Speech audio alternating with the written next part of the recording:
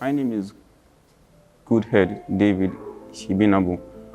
I'm an student of Command Secondary School. I came from River State Asarito local government, and I was able to attend the aggregate score of 364 in the just completed UTME exam. So my journey towards achieving such a great feat in this year's 2025 UTME exam actually started last year. So last year, while I was still in SS3, I had sat for the 2024 UTME exam and was able to obtain the score of 335. So back then I thought that would have been enough to attain one admission into the course I had applied, which was aerospace engineering. But due to the strict and unforeseen circumstance by the then Minister of Education, I had to forfeit the admission of last year. So during that period, I was really devastated and depressed because of the effort and the money that I had to put towards achieving and reaching that point. So late August, September, it was obvious that I would have to rewrite the UTME exam again. I had to take it again, which wasn't my initial intention, but I had to take it. So in the course of that, I had to engage myself into doing menial jobs at that time to avoid being idle. Later on, December, that was when my turning point actually started.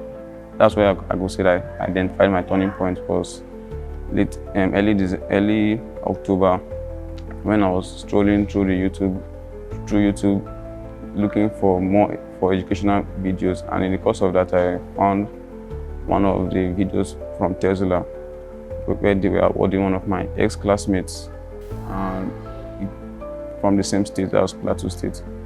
So that video, that was the first time I was hearing of the app, and that actually built my interest towards activating the app. So early December, when my dad had just returned from a military course which he just underwent, I told him of the TestDriller app,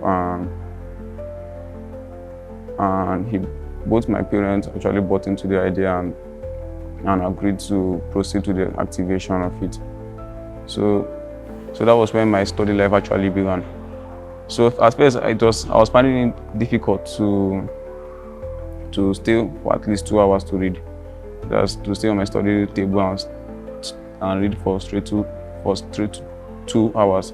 And I will attribute this due to the long period of staying without reading. That's after taking my NECOD exam, which was the last. But as I began using the TestDriller app, this period of this challenge I faced of not being able to sit down and read I was able to conquer it. So eventually my hours of reading began. The 2 hours I usually spend began growing into more and more hours of studies, and those hours of studies later developed into days of continuous reading, and which eventually developed into a routine. Okay, so I'll first start with the classroom feature, right? Because I used this feature initially at the first stage of my preparation for the exam. So this feature allows you to like, it kind of gives you a PDF like that, which is already in the app, right?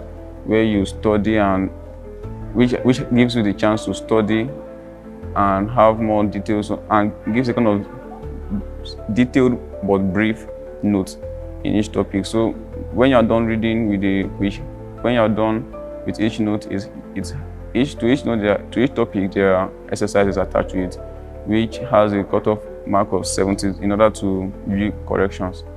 So I use that to cover my syllabus at the initial stage of my practice.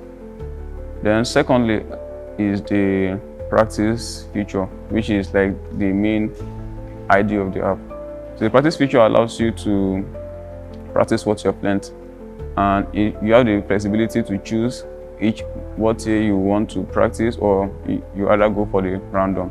So first, for me, I started with practicing for each year. I went from 2024, model 1, 2, and 3, down to the 1990s. So that was, I practiced virtually almost all the years, or I would say all the years. I practiced all the years for the 4 subjects before I began to use the random. Because I discovered that when you select particular years, there are times that you might mistakenly select it again and you're already in the practice already. So using the random feature now will help you, will kind of get you prepared for the actual UTME, because the actual UTME, you aren't expecting any question from the 90s or from the 2000 from 2000. So it kind of gets you prepared the same way or the same format which the 2020 with the UTME exam will be. So thirdly, I used the bookmark feature. That feature allows you to save any question during practice, It allows you to save any question you either have a challenge or you want to get back on later. So with that, that actually helped me, because there are some questions both in the 4 subjects that you might find difficult, and after going on with the solving, are kind of easy to forget. So that bookmark feature helps you for easy remembrance and easy reference. Then I also used the AI tutor, but I did not use much of it, because my study mode was the way I studied more in an offline way. I did not use the only time I had access to internet was only during the UTME challenge, where I have to connect to the internet. So that was the only time I had to use the AI tutor, and it kind of gives you, for any question, either maths or physics or chemistry, kind of gives you a detailed explanation for whatever question you ask. And the questions asked that it kind of gives you it has a boundary. That's one thing about it. It has a boundary to questions which you can ask. It doesn't go beyond each subject. So that's one thing I noticed about it. One interesting feature, or let's say the most, is the UTME challenge feature. So that feature allows you to contest among your peers. That is, contest among other candidates for the same, who will sit for the same exam. So in that test now, you are allowed, you all will write the same exam, the same questions, but in different locations. That you have the freedom to write it at your home, or write in a more convenient place according to your preference. And at the end of each exam, you get to view your corrections, and you also get to see your ranking among other candidates nationwide. So with that, you'll be able to assess your performance and know your progress, if you are growing or if you are the least among other candidates are preparing. So that's where you know how you are doing. Then the other feature, I also use the educational games. I used it when I'm not MC, when either I'm done with practice already for the day and I'm just want to keep myself busy rather than getting. So I use it and it's a fun way to learn, because with that I was able to learn the map of Nigeria and map of Africa, countries and their positions. So the strategy I used while I was for my exam, first of all I started with the subject I found easiest, which was chemistry. And I started with chemistry, but I started with chemistry, then moved on to the 2 subjects which I knew that will consume more of my time, which were maths and physics. Then I later moved on to English. So first of all, I started halfway. I started halfway with chemistry. Then I moved on to maths because I kind of love starting with maths in any test I take. So I started with maths. Then later I finished maths, completed maths I finished maths, then entered physics. When I had finished the 3 subjects, I immediately rushed back to English, which was the main building block. So I attempted the use of English and answered the entire 60 questions.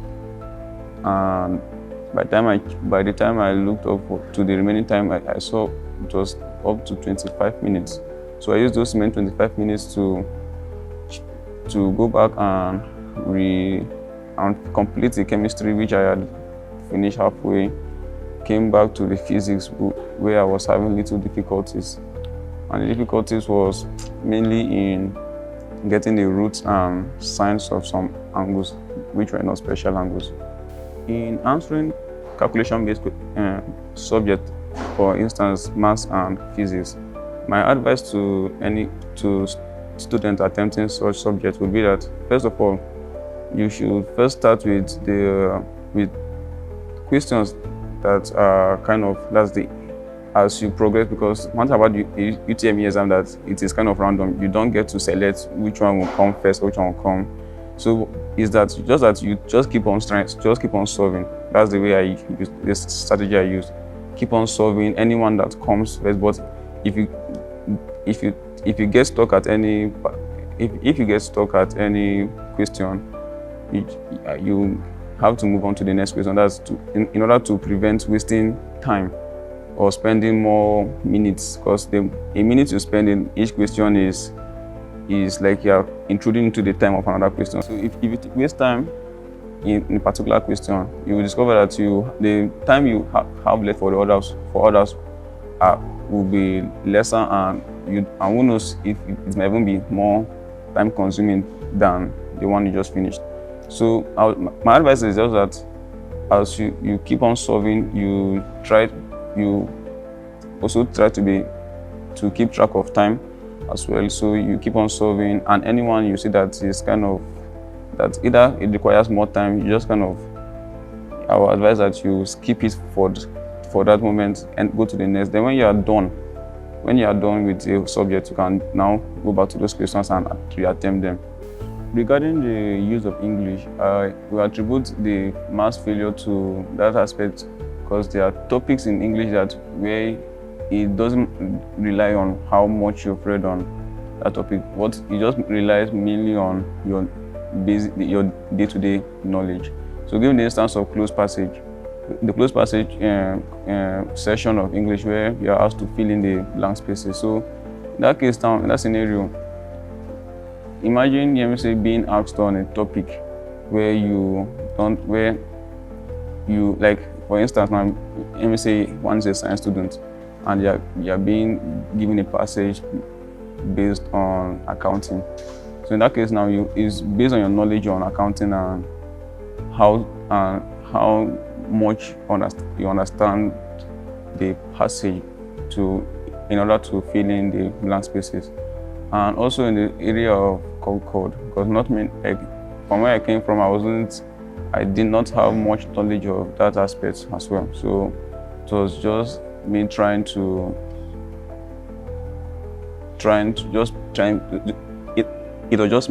put more effort towards achieving that. But the Concord aspect that's the alignment of stuff. It also requires practice, because that aspect is kind of tricky as well.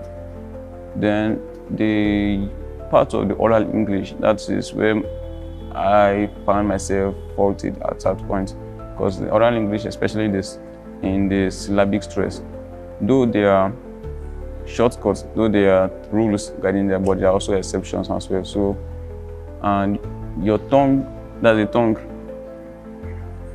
Not everybody has the same tongue as the way they expect it. So that's what I was just saying.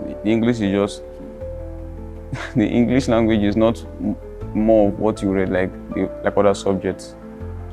Is based on your understanding and more of your mental reasoning. On a daily basis, I spend a minimum of 7 hours. That is, and I usually try to keep that 7 hours, that is, without breaks, but on a usual day, that is without any break, that is with or without break, I try to spend minimum of from 8 to 9 hours. That is beginning from 7 to 8 o'clock, then down to 4 in the evening. That was how I kept on the pace, and that was just my daily schedule of reading. That was the daily pattern I try to maintain. My passion for academics, that's what drives me to excel academically, is just from the fact that there are multiple opportunities in the field of academics, and because I want those opportunities, I know that I have to put much effort to achieving and seizing such opportunities. I would absolutely recommend the TestDriller app for any candidate preparing for any exam, for the UTME exam. Why? Because it is a very vital and invaluable tool for one's preparation, and it really helped me attain to my full potential in this exam. So I will fully advise anyone who is going for the UTME exam for upcoming years to use the TestDriller application, because it is an awesome and amazing tool for practice and preparation. So my parents, the role they played towards making me where I am today, and towards helping me in achieving such a feat was, first of all, they were my source of encouragement, and both emotionally and morally, because they taught me almost everything I knew, and because of them, if not for them, I would not be here. I would definitely not be here. So I really want to appreciate them. I appreciate them because for the effort they had put, and for the encouragement, because they have been a major support towards throughout this journey, and have been financially, academically, mentally, emotionally, and every